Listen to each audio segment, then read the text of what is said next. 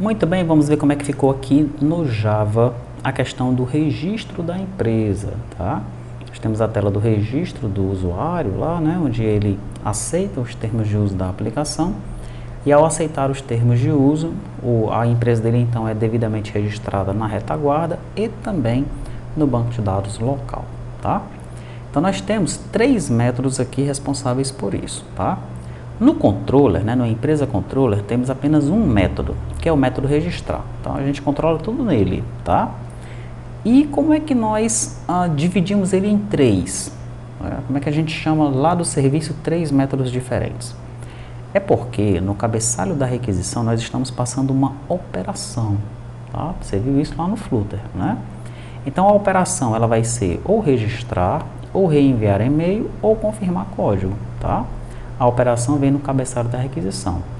E tem um momento que o código da confirmação também vem no cabeçalho da requisição, tá? Quando ele vier, nós passamos ele aqui para o método conferir código confirmação.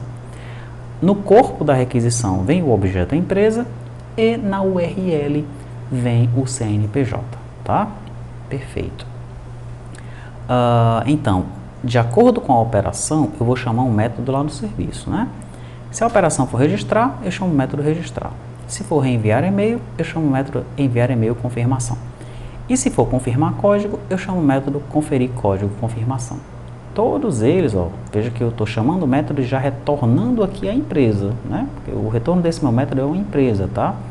Então, quando eu digo return service.registrar, ele está retornando a empresa que esse cara está me devolvendo aqui, tá? Todos eles devolvem um objeto empresa. Vamos então no método registrar para ver o que acontece. O objetivo desse método registrar é o seguinte: a gente procura por uma empresa no banco de dados e marca ela como P, pendente, tá? Marca ela como P e manda um e-mail para o cara com o código de confirmação. Beleza? Muito bem. Então eu faço o seguinte, ó, eu procuro pela empresa de acordo com o CNPJ, tá? Daí eu vejo se não está marcada como P. Legal? Por quê? Porque eu só vou alterar essa empresa para P aqui, ó, tá? Se ela não tiver marcada como P. Eu só entro aqui nesse if se a empresa não tiver marcada como P. Se ela tiver marcada como P é porque eu passei aqui pelo menos uma vez. Eu passei aqui, marquei ela como P e mandei um e-mail para o cara, tá? Então se o cara ficar clicando lá em confirmar, e clicou 1000 vezes lá, eu só entro aqui uma vez, tá? Eu só mando o e-mail para o cara uma vez. Não precisa ele ficar lá, clicar em registrando, né? Pode ser que ele clique em registrar e apareça o código para ele confirmar. Ele sai da aplicação.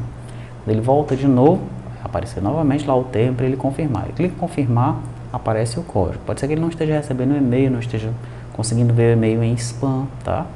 Então, para nós evitarmos que ele, toda vez que clique em confirmar, nós enviemos o e-mail para ele ou alteremos os dados no banco de dados, eu já marco a empresa como pendente aqui, ó, e só entro aqui uma vez, que é a primeira vez, tá bom? O que acontece então em enviar e-mail confirmado? Enviar e-mail confirmação. No enviar e-mail confirmação, ó, a primeira coisa que eu faço é calcular o código, tá? O código de confirmação. O código vai ser a concatenação do CNPJ da empresa com uma chave. Essa chave, tá aqui ela, ó. Inclusive eu vou colocar aqui tudo altere para produção, tá? É aquela chave de 32 caracteres, você vai colocar ela aqui em constantes, tá bom? Então quando você colocar a sua chave aqui, que concatená-la com o CNPJ, ele vai gerar um hash MD5 disso aqui e ninguém nunca vai descobrir, né, como é que o cara chegou nesse código aí, tá?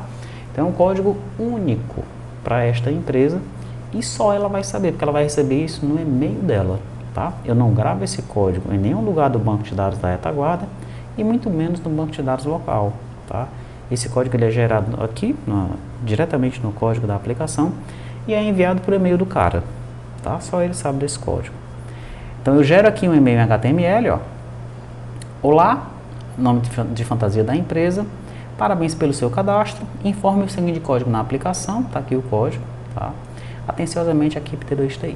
Daí eu chamo a função enviar e-mail que está na biblioteca.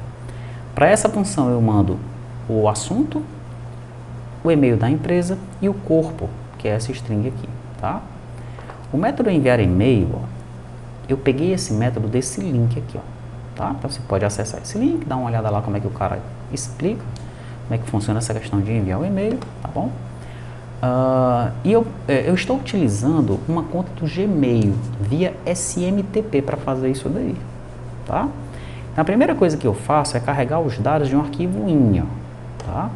Você vai ver que na pasta da aplicação, aliás, na pasta do repositório, lá em back-end tem uma pasta chamada arquivos config, e dentro dela tem esse config e-mail INI, ó. Aqui é onde você vai colocar os dados da sua conta Gmail. Você pode até criar uma conta nova do Gmail só para fazer isso daqui, tá? Coloca nesse arquivo INI. Esse arquivo INI você coloca em algum lugar do servidor e não compartilha ele no repositório.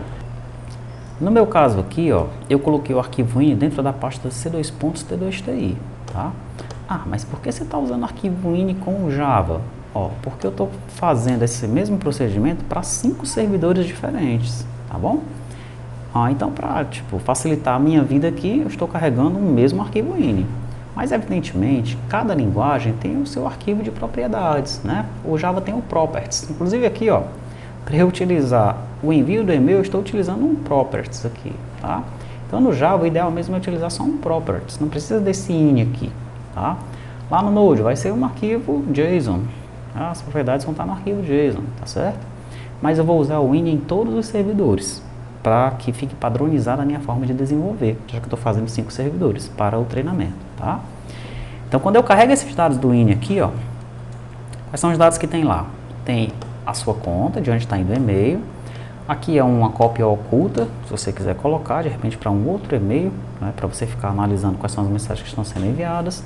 O SMTP do Gmail você não altera, a porta você não altera, aqui você coloca o e-mail que você criou lá, que é o mesmo daqui de cima, ó. E aqui é a senha que você colocou lá na conta do Gmail que você criou, tá? Pronto, carreguei esses dados. Vou atribuir esses dados carregados a essas propriedades, tá? Porque quando eu for instanciar aqui uma nova sessão para mandar o e-mail utilizando esse javax.mail, ele pede um arquivo de propriedades, tá bom? Então, estou fazendo, isso aqui está duplicado, tá? Primeiro ele carrega do INI, né? Depois ele carrega de um arquivo properties aqui, ó, tá? Você pode deixar só o arquivo properties, se você quiser, e deixar esse arquivo INI para lá, tá bom? Daí eu instancio aqui uma mensagem, ó, né? Coloco aqui o remetente, coloco o destinatário, coloco o assunto, o corpo e mando a mensagem. E pronto, assim o meu e-mail é enviado, tá? Detalhe importante é que no meu .xml eu tive que acrescentar, deixa eu mostrar para você, tive que acrescentar esse cara aqui, ó, essa dependência para o Javax Mail, tá? Se você não colocar isso daqui, não vai funcionar, tá? Aí você pode acessar esse endereço aqui de cima, né? Que lá o desenvolvedor dessa função, ele vai explicar direitinho como é que ele fez e por que ele fez essa função dessa maneira aí, tá? Pronto, daí retornando aqui, enviamos o e-mail, né? Finalmente nós temos a confirmação do código, né? O cara colocou o código, clicou lá em confirmar, aliás, ele colocou o código, quando ele coloca os 32 caracteres, o sistema já confirma, né?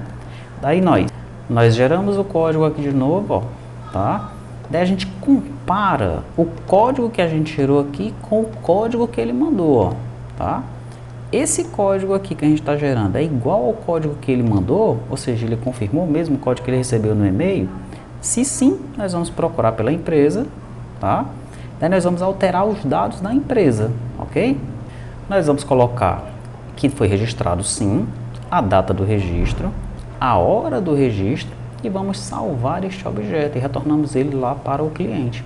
Lá no cliente ele também salva o objeto como registrado, coloca a data do registro e a hora do registro. Tá? E a aplicação é liberada para o cara utilizar, tá bom? Então é assim que funciona essa questão do registro do usuário aqui no servidor Java, tá?